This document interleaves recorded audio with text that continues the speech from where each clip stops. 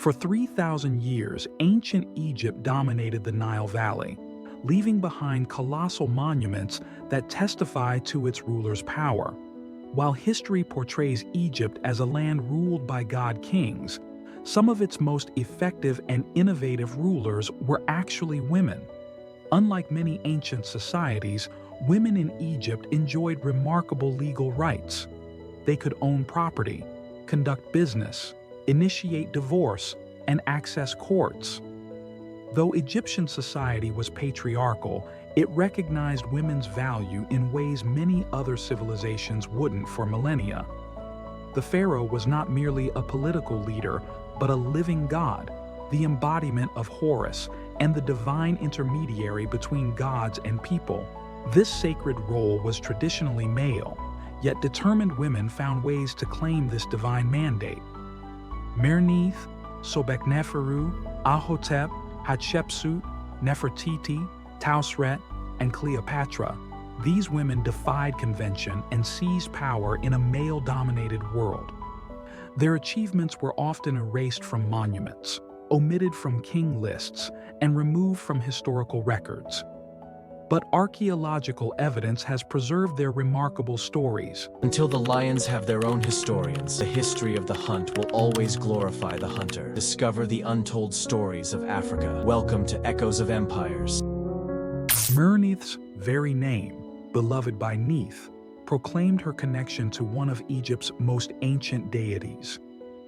Neith was a powerful goddess of creation, wisdom, war, and weaving, whose cult center at Sais would remain important throughout Egyptian history. This divine association wasn't merely symbolic. Tomb artifacts bearing Neith's crossed arrows emblem suggest Merneith actively cultivated this powerful female divine patron. Archaeological evidence indicates Merneith was likely the daughter of Pharaoh Jer, one of the early kings who consolidated rule over a newly unified Egypt. This lineage placed her just 3 generations from King Narmer, believed by many to be the legendary King Mens, the dynasty's founder who had first united Upper and Lower Egypt. As a royal princess with direct connection to Egypt's founding monarch, Merneith embodied the legitimacy of the still new concept of a unified Egyptian state. Her marriage to Pharaoh Jet, her probable cousin or close relative, followed the emerging pattern of royal intermarriage that would characterize Egyptian dynasties for millennia. Such unions kept power concentrated within a single bloodline, reinforcing divine right to rule. This marriage produced at least one son, Den, who would later become one of the first dynasty's most significant rulers. When Pharaoh Jet died around 2950 BCE, their son Den was still a child, creating the first documented succession crisis in Egyptian history. Into this power vacuum stepped Merneith, who appears to have ruled either as regent for her young son or as sovereign in her own right. The evidence for her extraordinary status comes from several sources. Most significantly, her name appears within a serac, the rectangular enclosure representing a palace facade that surrounded royal names, on several artifacts including alabaster vessels and clay seal impressions. This presentation of her name was traditionally reserved exclusively for kings, suggesting she may have claimed full pharaonic authority. Simultaneously, inscriptions on clay seals identify her as King's Mother, highlighting the dual source of her legitimacy, both her maternal connection to the heir and her own royal bloodline. The most compelling evidence for Merneith's status comes from her magnificent tomb at Abydos, designated as Tomb Y by archaeologists. Unlike the burials of other royal women, her sepulchre stands directly among those of kings, equal in size and architectural complexity. The tomb's central chamber was surrounded by 41 subsidiary graves containing the remains of servants, officials, and even dwarfs who were sacrificed to serve her in the afterlife, a practice normally reserved for kings. Her funeral stele, carved from fine limestone and bearing royal insignia, was discovered placed at the tomb's entrance, as was customary for kings rather than queens. Even more significantly, excavations revealed a buried solar boat, a ritual vessel meant to carry the deceased ruler across the heavens with the sun god Ra. These boats required enormous resources and were exclusively associated with monarchs of the highest status. Recent discoveries of clay seal impressions bearing Merneith's name at distant sites like Saqqara and Abu Rawash suggest her authority extended throughout the kingdom. These administrative seals, which authenticated royal documents and property, indicate she exercised genuine executive power rather than serving as a mere figurehead. Merneith's rule, which likely lasted several years until Den reached maturity, occurred during a critical period of Egyptian state formation. Her unprecedented position as a female ruler may have helped establish the flexibility within Egyptian kingship that would later allow figures like Sobekneferu and Hatshepsut to claim pharaonic authority. After her death, her son Den honored her memory through funerary offerings and inscriptions, suggesting her rule had been legitimate and respected. Merneith's story reveals that from its very inception, Egyptian kingship contained possibilities for female leadership that were unmatched in most ancient societies. While she ruled before the formal title of pharaoh existed, her authority established a precedent that would echo through Egyptian history, revealing that when necessity demanded, women could claim the highest power in one of history's longest-lasting civilizations. During the critical transition between Egypt's Second Intermediate Period and the New Kingdom, 1560 to 1530 BCE, Queen Ahhotep I emerged as a pivotal figure who helped liberate Egypt from foreign occupation and establish one of its most powerful dynasties. Born into Theban nobility and married to King Seqenenre Tao II of the 17th dynasty, Ahhotep's destiny changed dramatically when her husband was killed in battle against the Hyksos invaders who controlled northern Egypt. His mummy reveals brutal head wounds, including an axe blow that split his skull, testament to the violent struggle. When her eldest son Kamose also died prematurely after just 3 years on the throne, Ahhotep faced her greatest challenge. With her younger son Ahmose still a child and Egypt partially occupied, she stepped beyond the traditional role of regent to become a military leader. A stela erected by her son Ahmose at Karnak Temple provides extraordinary evidence of her command role, stating, "She is the one who has accomplished the rites and taken care of Egypt. She has looked after her soldiers. She has guarded her.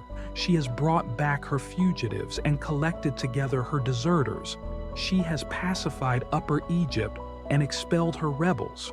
Archaeological discoveries from her tomb in 1859 provide material confirmation of her military leadership. Her burial contained unprecedented martial honors for a royal woman: a golden fly necklace with 3 pendants, Egypt's highest military decoration for valor, a ceremonial bronze and gold axe, a golden dagger with bronze blade, 3 golden heart-shaped ornaments, a golden chain of honor. By maintaining military pressure on the Hyksos and preserving administrative control while her son came of age, Ahhotep played a crucial role in Egypt's eventual liberation. Around 1550 BCE, the Egyptian army finally captured the Hyksos capital of Avaris and chased the invaders into Canaan. While not officially holding the title of pharaoh, Ahhotep effectively ruled during a critical period, commanding armies and governing territories. Her strategic leadership helped establish the powerful 18th dynasty, setting the stage for Egypt's imperial golden age and creating a precedent for the female pharaohs who would follow. Her golden sarcophagus declares her unique status with the titles Associate of the White Crown, Royal Mother, Royal Wife. a testament to a woman who transcended traditional roles to become one of ancient Egypt's most consequential female leaders. 8 centuries after Queen Ahhotep's military regency, another extraordinary woman emerged to make history: Sobekneferu, 1806 to 1802 BCE, the first conclusively attested female pharaoh of Egypt. Unlike her predecessors who ruled as regents, Sobekneferu claimed the full titles and regalia of pharaonic power, creating a precedent that would echo through Egyptian history. Born during the height of the Middle Kingdom to the powerful king Amenemhat, the third of the 12th dynasty, Sobekneferu's name honors the crocodile deity Sobek, meaning the beauties of Sobek.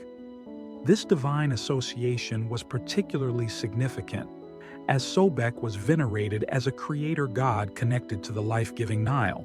Her father's reign had established the Fayum region as Egypt's economic and religious heartland, where crocodiles were raised in sacred enclosures and worshipped as earthly manifestations of Sobek himself. Archaeological evidence from Fayum reveals a flourishing cult center with temples, offerings, and mummified crocodiles, reflecting the dynasty's special relationship with this powerful deity. The path to Sobekneferu's unprecedented ascension was shaped by family tragedy. Her elder sister Neferupta had initially been groomed as the king's successor, and when she died prematurely, the succession passed to Amenemhat IV, whose precise relationship to the royal family remains debated. Some evidence suggests he may have been Amenemhat III's grandson rather than son. After a brief 9-year reign, Amenemhat IV also died without male heirs. Sobekneferu's legitimacy derived directly from her father, as demonstrated by remarkable architectural evidence. Granite columns discovered at Hawara show the Sarek, royal name box, of Amenemhat III extending the Ankh symbol of life to Sobekneferu's own Sarek, a powerful visual statement of direct succession and divine approval.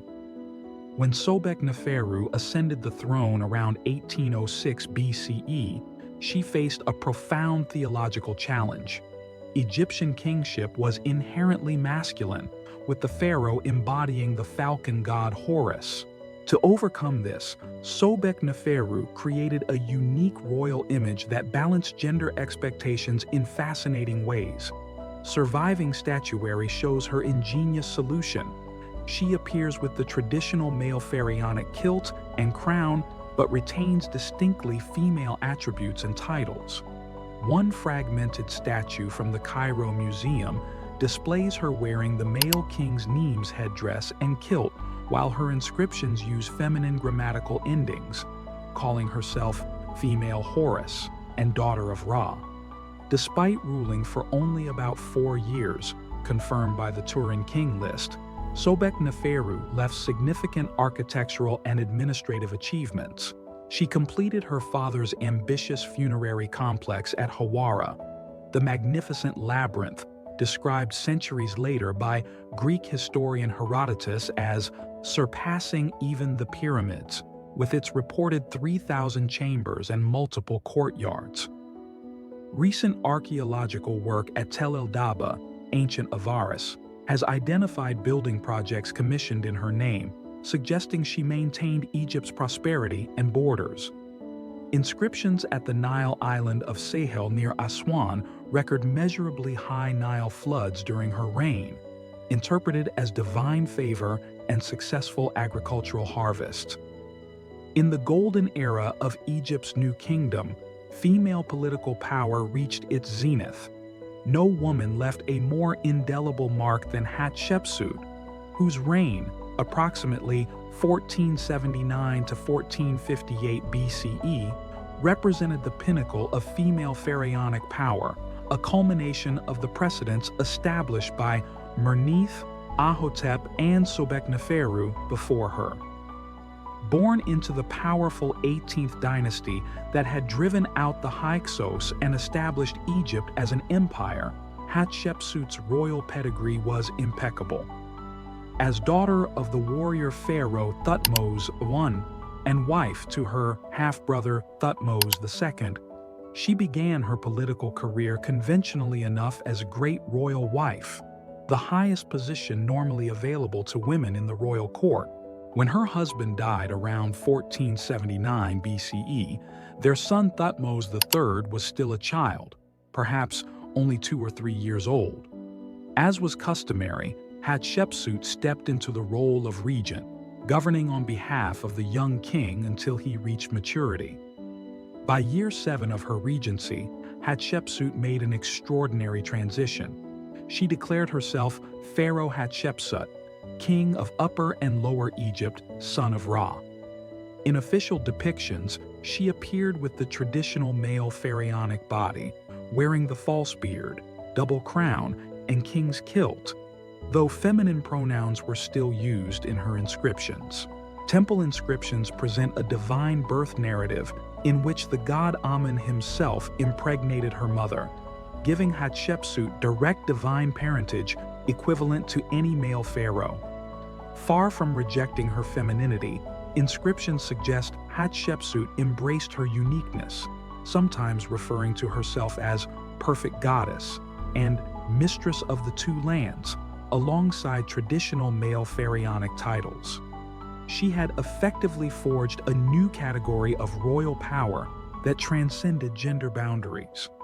Unlike many pharaohs who focused primarily on military conquest, Hatshepsut distinguished her reign through diplomatic, economic, and architectural achievements that transformed Egypt. Under her leadership, Egypt entered a period of unprecedented prosperity powered by expanded trade networks and ambitious building projects. The crown jewel of her architectural legacy stands at Deir el-Bahari, her mortuary temple, Djeser Djeseru, meaning the Holy of Holies, remains one of ancient Egypt's most innovative and harmonious structures.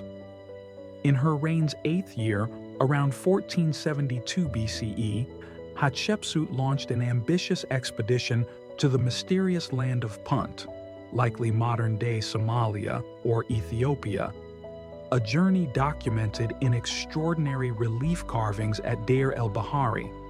The reliefs document this diplomatic and trade mission in remarkable detail, showing Egyptian ships laden with exotic woods, rare incense, baboons, and leopard skins.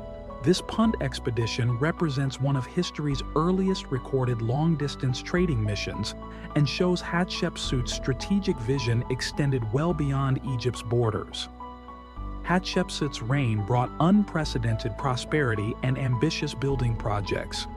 Her Karnak obelisks were the world's tallest at that time. She restored temples damaged during the Hyksos occupation and initiated new mining expeditions in Sinai for turquoise and copper that brought wealth flowing into Egypt. She reopened trade routes disrupted during earlier periods and commissioned hundreds of statues of herself in various forms, from traditional female queen to masculine pharaoh to sphinx, that populated temples throughout Egypt. Archaeological evidence suggests Hatshepsut didn't entirely neglect military matters.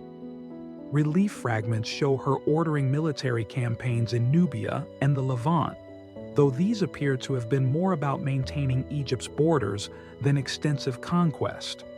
Under her leadership, Egypt consolidated the empire established by her predecessors while focusing on internal development and international trade. For 20 years, Hatshepsut ruled successfully alongside her stepson and nephew, Thutmose III. Inscriptions show Thutmose III participating in ceremonies alongside Hatshepsut, and he received military training that would later make him one of Egypt's most successful warrior pharaohs. Approximately 20 years after her death, around 1458 BCE, Thutmose III ordered the systematic removal of Hatshepsut from official history. Her names and images were chiseled from monuments, her statues toppled and broken, and her achievements attributed to male pharaohs. This campaign almost succeeded. For centuries, Egyptologists knew nothing of her remarkable reign. In 1822, the breakthrough in deciphering hieroglyphics by Jean-François Champollion opened the door to understanding ancient Egyptian texts. By the 1850s, when archaeologists were investigating the Deir el-Bahari temple, confusing inscriptions mentioning a female king began to emerge. The puzzle deepened when statues were discovered showing a pharaoh with a female form beneath male regalia. It took until 1903, when archaeologist Howard Carter discovered a hidden chamber in Deir el-Bahari containing broken statues of Hatshepsut, for her existence to be conclusively proven. The systematic examination of defaced monuments eventually revealed the scope of both her achievements and the attempt to erase her from history. Today, Hatshepsut stands as the most thoroughly documented female ruler of ancient Egypt, a woman whose ambition, political genius, and vision allowed her to transcend the gender limitations of her time and claim the highest position in one of history's greatest civilizations. Less than a century after Hatshepsut's death, another powerful woman emerged in Egypt's royal court. Nefertiti, which means the beautiful one has come, became the great royal wife of Pharaoh Amenhotep IV, who soon changed his name to Akhenaten and launched ancient Egypt's most radical religious revolution. Together, Akhenaten and Nefertiti abandoned Egypt's traditional pantheon for the exclusive worship of the Aten, sun disk. They moved the capital from Thebes to a new city called Akhetaten, horizon of the Aten, in modern-day Amarna. From the beginning, Nefertiti was no ordinary queen consort. Temple reliefs show her in unprecedented roles, smiting enemies, making offerings to the Aten without the king's mediation, and even wearing regalia previously reserved for pharaohs. Unlike previous queens who were depicted smaller than their husbands, Nefertiti appears at equal size to Akhenaten in official art, suggesting equal status. Nefertiti's famous limestone bust, discovered by German archaeologists in 1912, reveals a woman of extraordinary beauty, symmetrical features, and distinctive crown. But she was far more than a pretty face. Inscriptions reveal her full royal titulary, including the phrase "effective for her husband" and "beloved of Akhenaten," suggesting she ruled with him rather than merely supporting him. As Akhenaten's religious reforms grew more extreme and opposition from traditional priesthoods intensified, Nefertiti's political role expanded. She may have functioned as something between co-ruler and chief diplomatic representative, with evidence suggesting she corresponded directly with foreign rulers, a role typically reserved for kings. In Akhenaten's later reign years, approximately year 12 of 17, Nefertiti abruptly disappeared from historical records, only to be replaced by a mysterious co-regent named Nefer-Neferuaten. This enigmatic figure used feminine titles alongside traditional pharaonic ones, leading many scholars to propose that Nefertiti herself had taken a new name and assumed formal co-rulership alongside her husband.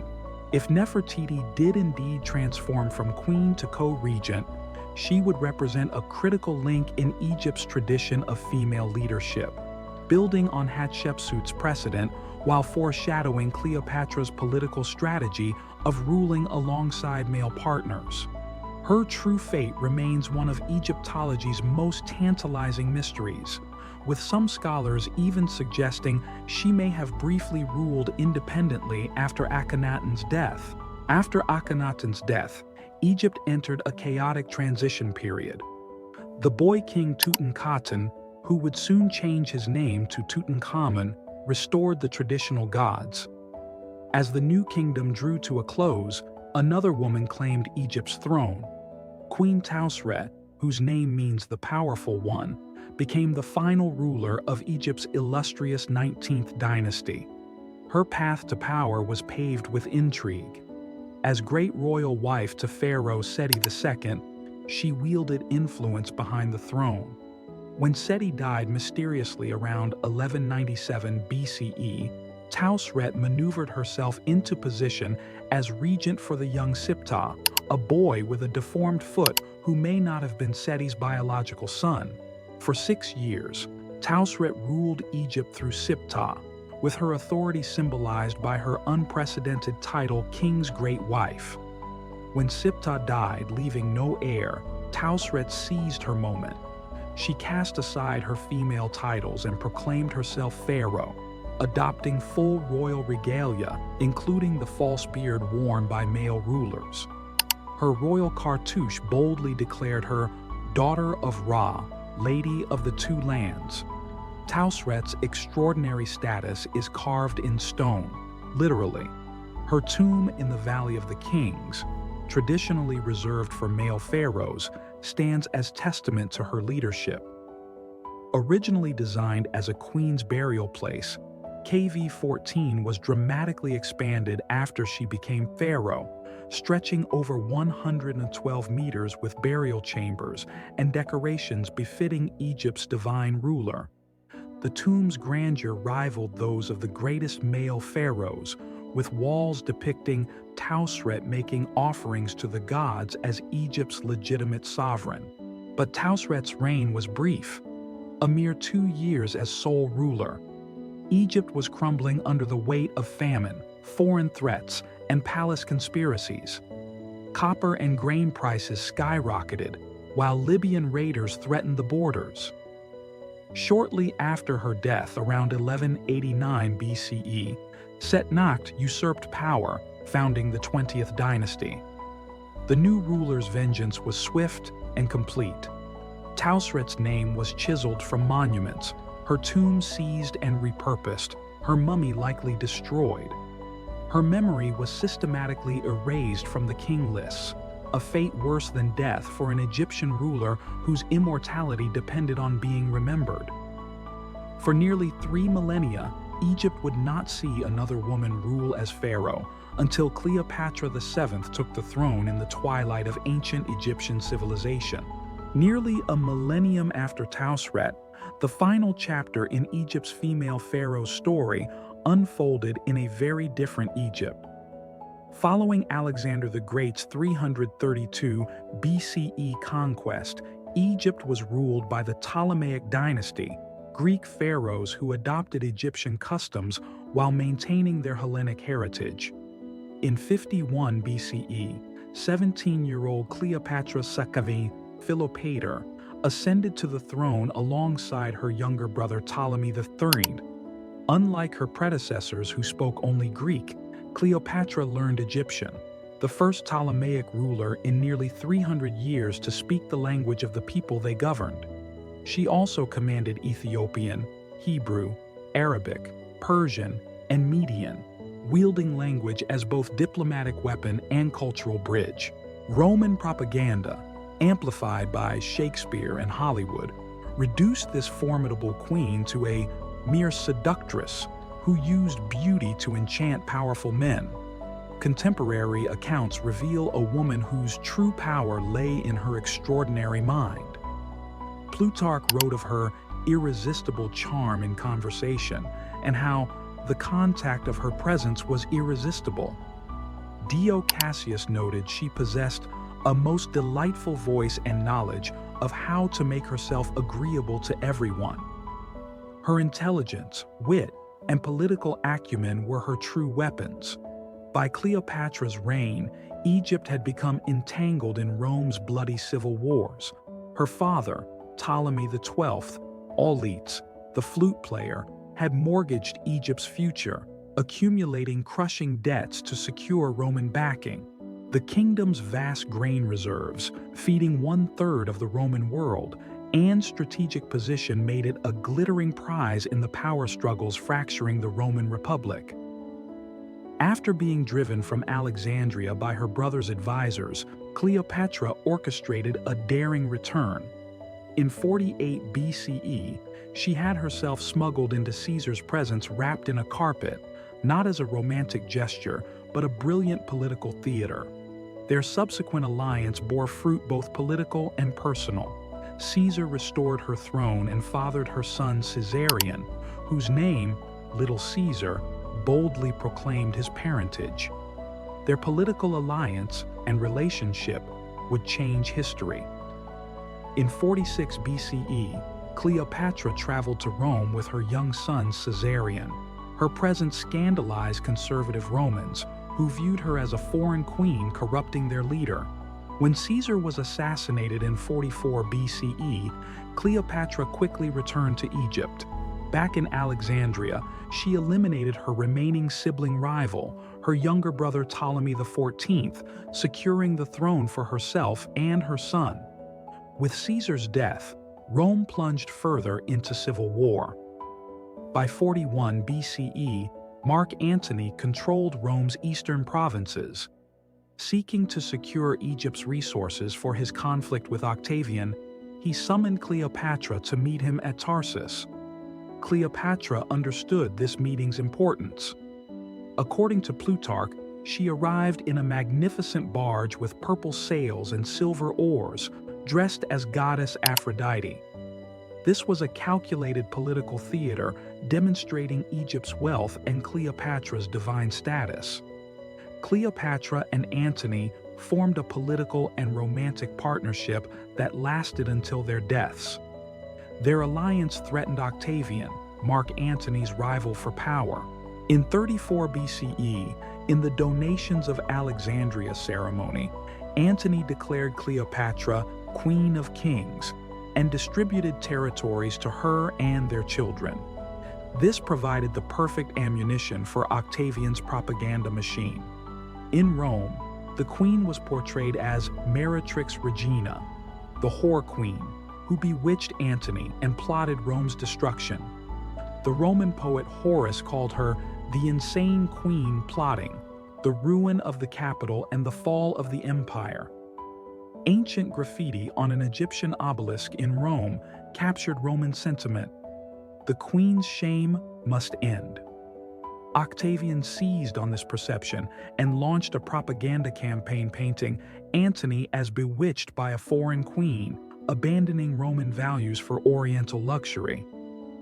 The conflict culminated at the Battle of Actium in 31 BCE. Antony and Cleopatra's combined forces faced Octavian's fleet off Greece's coast. The battle turned against them, and they retreated to Alexandria for a final stand. When Antony fell on his sword after receiving false news of Cleopatra's death, she barricaded herself in her mausoleum, refusing to be taken alive.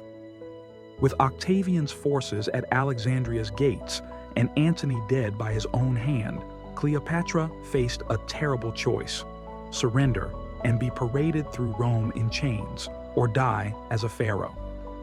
On August 12, 30 BCE, rather than walk in chains through Rome's streets, Cleopatra chose death. Ancient sources claim an asp or cobra delivered the fatal bite, symbolically appropriate as the Urius serpent had adorned pharaonic crowns since time immemorial. With Cleopatra's death, Egypt became a Roman province. The 3,000-year tradition of pharaonic rule ended forever. Octavian, soon to be Augustus, ordered the execution of Caesarion, Cleopatra's son with Julius Caesar. The boy was just 17, the same age his mother had been when she first claimed the throne of Egypt. The story of Egypt's female pharaohs offers a powerful corrective to our understanding of ancient leadership. These women ruled one of history's greatest civilizations, not as exceptions that prove the rule, but as capable leaders who shaped Egypt's destiny. The work of uncovering their stories continues. Perhaps the most remarkable aspect of these women's stories is not that they ruled, but that despite systematic attempts to erase them from history, traces of their leadership survived. Their monuments, though damaged, still stand. Their names, though chiseled away, were not forgotten. Their legacy, though diminished, could not be destroyed. The queens of the Nile remind us that history is always more complex, more diverse, and more remarkable than we've been led to believe.